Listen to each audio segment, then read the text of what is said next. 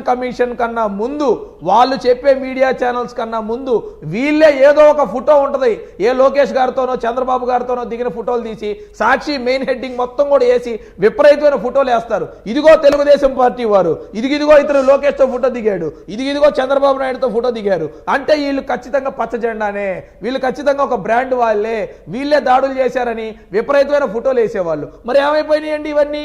పెట్టమనండి బయట. ఎవరు ఆపారండి మిమ్మల్ని? మేము ఆపామా? తీయండి ఫోటోలు బయటికి. ప్రజలు కదా మిమ్మల్ని చేదరించుకుంది. ఒక ఎమ్మెల్యేనేమో పోలింగ్ బూత్కి వెళ్ళి ఓటర్నే కొడతాడు, ఒక ఎమ్మెల్యేనేమో పోలింగ్ బూత్కి వెళ్ళి ఈవీఎంఏ పగల కొడతాడు, ఇంకొక ఎమ్మెల్యే అభ్యర్థి ఏమో ఏకంగా అభ్యర్థి మీద యూనివర్సిటీలో దాడే చేపిస్తాడు.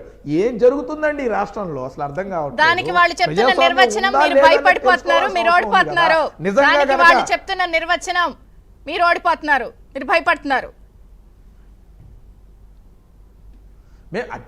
ఇప్పుడు ఎవరిది వాళ్ళు కవర్ చేసుకోవడానికి ఇలానే చెప్తారండి. నేను నిన్న కూడా ఒక చోట చెప్పాను, నిజంగా కనుక వీళ్ళు ప్రమాణ స్వీకారానికి సిద్ధమైతే వీళ్ళు కాదు స్థలం ఎతకాల్సింది, వీళ్ళు ఇన్స్టిక్ట్ చేయాలి.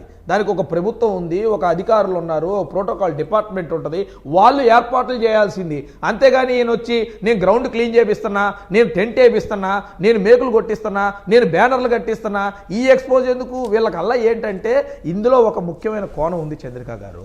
పోస్టింగ్ బ్యాలెట్లో కౌంటింగ్లో ఎప్పుడైనా సరే ఫస్ట్ బ్యాలెట్లో కౌంటింగ్లో ఎక్కడ ఏ టేబుల్ మీదైనా సరే స్టార్టింగ్ అయ్యేది పోస్టల్ బ్యాలెట్తో. ఈ పోస్టల్ బ్యాలెట్ దగ్గర వివాదం కనుక చెలరేగించగలిగితే మిగిలినదంతా కూడా వివాదంతో మేము సద్దు మునగొచ్చని ఒక కుట్ర కోణంతో వీళ్ళు ఇదంతా కూడా చేస్తూ ఉన్నారు.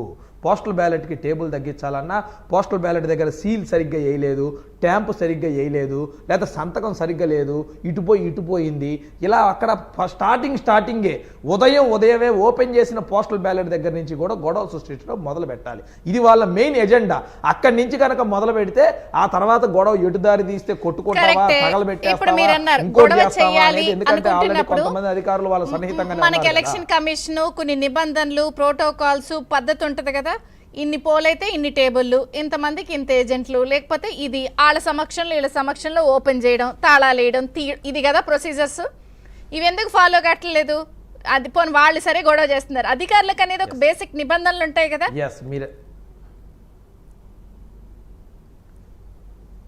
మీరు అడిగిన 100% వాస్తవం. ఎలక్షన్ కమిషన్ అనేది నిష్పక్షపాతంగా దాని మీద ఎంక్వైరీ చేసిన మాట వాస్తవం.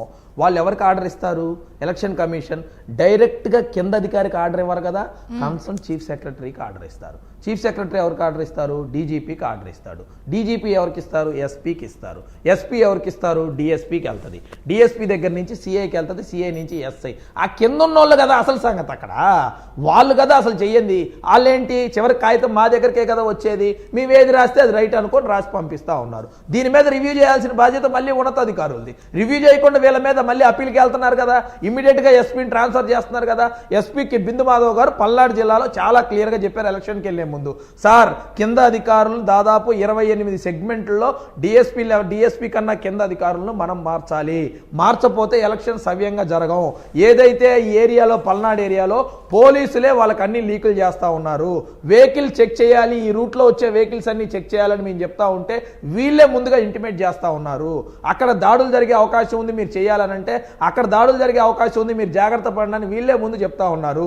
మేము సెట్లో పదే అక్కడికి వెళ్ళి యాక్షన్ తీసుకోండి అని చెబితే అక్కడ లోకల్ ఉన్న పోలీసులు తీసుకోవట్లేదు. ఎందుకనంటే 5 సంవత్సరాలు 10 సంవత్సరాల నుంచి వాళ్ళతో బాగా ఇమిడిపోయారు. ఈ ఇమిడిపోయిన దాన్ని బయటికి తీయలేకపోతున్నాం. తీయాలంటే దానికి గల ఏకైక కారణం 28 సెగ్మెంట్లలో కింద స్థాయి అధికారుల్ని ఇమ్మీడియట్గా ట్రాన్స్ఫర్ చేస్తే తప్ప ఎలక్షన్ సజావుగా సావదు అనే రిపోర్టు చాలా క్లియర్గా బిందు మాధవ్ గారు ఇవ్వటం జరిగింది. దీని మీద ఎందుకు ఎంక్వైరీ చేయలేదు? ఆ 28 సెగ్మెంట్లు ఏంటి? ఈరోజు ఈ విధంగా ఎమ్మెల్యే అక్కడికి వెళ్ళి ఒక బూత్లో కాదండి 7 బూతుల్లో పగలగొట్టిన దాఖలాలు ఉన్నాయి. ఈరోజు సీసీ కెమెరా విజువల్సే.